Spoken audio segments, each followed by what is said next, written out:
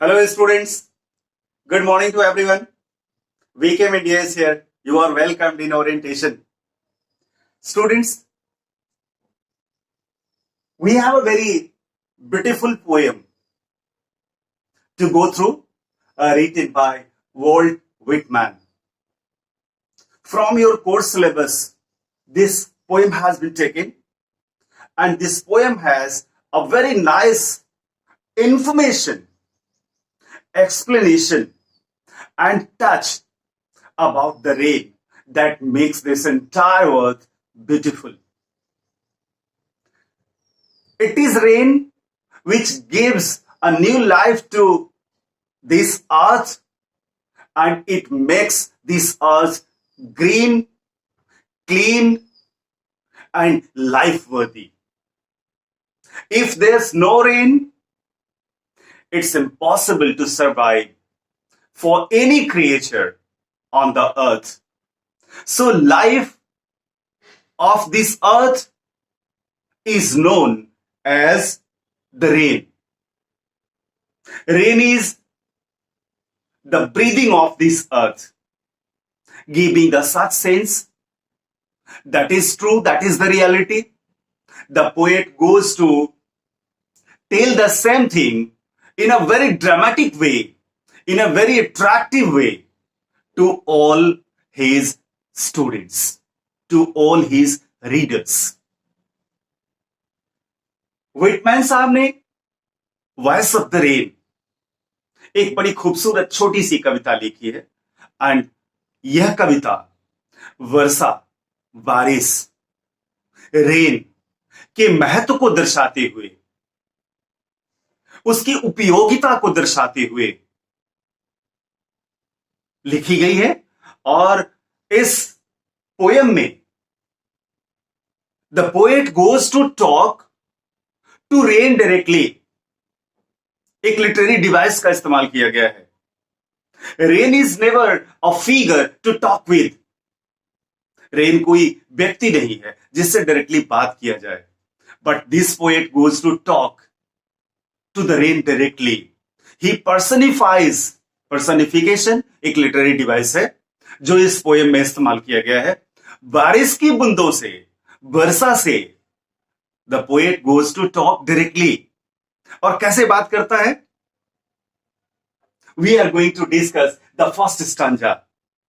In first stanza the poet is sitting beside the window, and across the window he sees rain falling, and the droplets come to his own face through the window.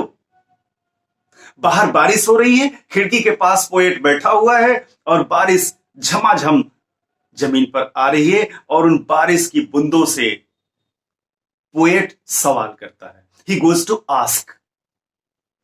कुछ बारिश की बूंदें खिड़की से होते हुए उसके चेहरे पर भी आती हैं, जो पोएट के लिए बहुत ही सुखद है। The poet goes to ask a question, who art thou? First stanza we are going to start. Who art thou? Ancient English है। Who art thou? सवाल पूछता है फर्स्ट स्टांजा में, कौन हो तुम? The poet goes to ask this question to the falling rain. कहता है कि मैंने वर्षा से पूछा, हु आर यू? कौन हो तुम? हु आर दाउ का मतलब हु आर यू? कौन हो तुम? बारिश की बूंदों ने जवाब भी दिया। बारिश की बूंदों ने आंसर किया in a strange language that can never be known by a general person.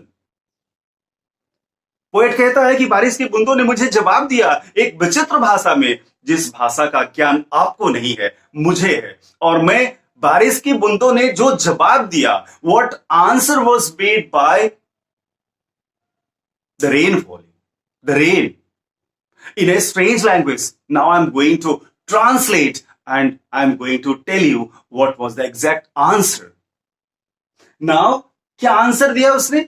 बारिश की बूंदों ने अपनी भाषा में पोएट को जवाब दिया, और पोएट उस भाषा को ट्रांसलेट कर रहा है अपनी भाषा में, ताकि हम समझ सकें कि बारिश की बूंदों ने पोएट से क्या कहा। सवाल क्या था? सवाल था, कौन हो तुम? उसने जवाब दिया, I am the poem of earth. Poem of earth means happiness of earth. Happiness of earth. मैं इस धरती की खुशी हूं, इस धरती की कविता हूं. एंड कविता जो होती है वो खुशी का प्रतीक होती है. मैं इस धरती की कविता हूं, मैं इस धरती की प्राण हूं, मैं इस धरती की खुशी हूं, मैं इस धरती की हरियाली हूं. इस तरह का आंसर फर्स्ट स्टांजा में पोएट बताता है कि बारिश की बूंदों ने हमें दिया. किस सवाल के जवाब में? Who are you. इस सवाल के जवाब में. Now we have to proceed further in second stanza. In second stanza eternal I rise. दूसरे स्टांजा में पोएट बताता है कि बारिश के बूंदों ने, वर्षा ने हमें अपने लाइफ जर्नी के बारे में बताया, अपने जीवन यात्रा के बारे में बताया. वो बताती है, वर्षा बताती है कि गहरे समुद्र से, फ्रॉम बॉटमलेस सी, एकदम अति गहरे समुद्र से मेरा जन्म होता है. आई अराइज, मैं वहां से उठती हूं और धीरे धीरे ऊपर चली जाती हूं. कितना ऊपर? इम्पॉल्पेबल.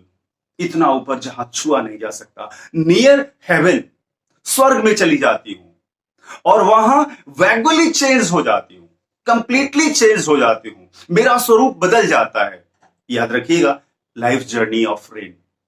गहरे समुद्र से उठती है, अपनी यात्रा के बारे में बता रही है वर्षा. गहरे समुद्र से उठती है, बहुत ऊपर चली जाती है और इतना ऊपर जहां स्वर्ग है, और वहां वो पूरी तरह चेंज हो जाती है. और सरप्राइजिंगली बारिश बताती है, तब भी मैं वही रहती हूं. चेंज हो जाती हूं, पूरी तरह मैं बदल दी जाती हूं, फिर भी मेरा अस्तित्व तो वही रहता है, मेरे में परिवर्तन नहीं होता. और फिर मैं नीचे आती हूं. This is my life circle. और नीचे, now we are in third stanza. तीसरे स्टांजा में क्यों नीचे आती हूं? I descend to lave. तीसरे स्टांजा में पोएट बताता है कि बारिश के बूंदों ने बताया कि मैं फिर नीचे क्यों आती हूं. अगर स्वर्ग से आना कौन चाहता? Nobody wants to come back from heaven. Everybody is trying to get heaven. But बारिश की बूंदों ने विटमैन साहब को बताया कि मैं इस धरती पर दोबारा इसलिए आती हूं. I descend to lave the droughts. इस धरती पर अकाल को, सूखा को लैब करने के लिए, प्लावित करने के लिए, उसे संचित करने के लिए, दहकते धरती के सीने को ठंडा करने के लिए. ड्रॉट मीन सूखा होता है, अकाल होता है. इस धरती पर मैं वापस आती हूं इस धरती के सूखे को खत्म करने के लिए. इतना ही नहीं, टू वॉश आउट द एटॉमीज. ये पूरा ग्लोब गंदा जो धूल कण जाकर इस ग्लोब पर, इस धरती पर बैठ जाते हैं, उस ग्लोब को धोने के लिए, उसे साफ करने के लिए. पहली वजह, ड्रॉट को मिटाने के लिए, सूखा मिटाने के लिए. दूसरा, इस धरती को साफ बनाने के लिए, इसके एटॉमीज को, इसके धूल कणों को साफ करने के लिए. और अगली चीज वो बताती है कि कहीं इस धरती में, कहीं इस मिट्टी में पड़े हुए वो बीज, वो सीड्स अनबॉर्न न रह जाए, उनमें अंकुरण मर न जाए. इसलिए उन बीजों को एक नया जीवन देने के लिए, उनमें अंकुरण देने के लिए, उन बीजों को अनबॉर्न होने से बचाने के लिए मैं इस धरती पर आती हूं. और अगली बात जो कहती है वो बहुत ही प्यारी कहती है कि संपूर्ण धरती को ब्यूटिफाई करने के लिए, खूबसूरत बनाने के लिए, उसे दर्शनीय बनाने के लिए, उसे रहने योग्य बनाने के लिए मैं धरती पर आती हूं. और पहली वजह, first, to lave the droughts. दूसरी वजह, धरती को साफ करना. तीसरी वजह, बीज में अंकुरण लाना. और चौथी वजह, नेक्स्ट, ब्यूटिफाई द अर्थ, इस धरती को खूबसूरत बनाने के लिए. और अंतिम वजह, अंतिम reason is there to give new life to my origin. What is the origin of the rain? Origin deep sea. Deep sea is the origin. और डीप सी को एक नया जीवन देने के लिए, डीप सी की उस क्षति की पूर्ति के लिए मैं जमीन पर आती हूं. And now the poet proceeds further in fourth stanza and last stanza of this poem. And the poet says कि बारिश के बूंदों ने कहा, and forever, ये लाइफ सर्किल मेरी चलती रहती है, ये निरंतर सतत चलता रहता है.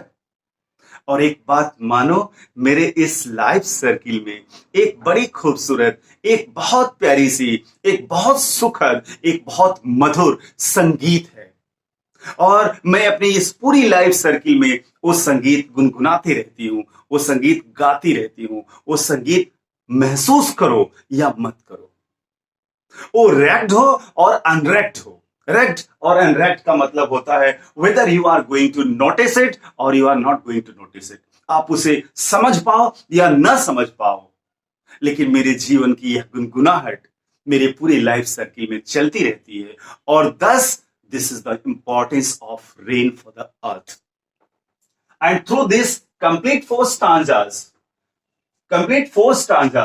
the poet goes to tell the importance of the earth, and that is really the life of the earth.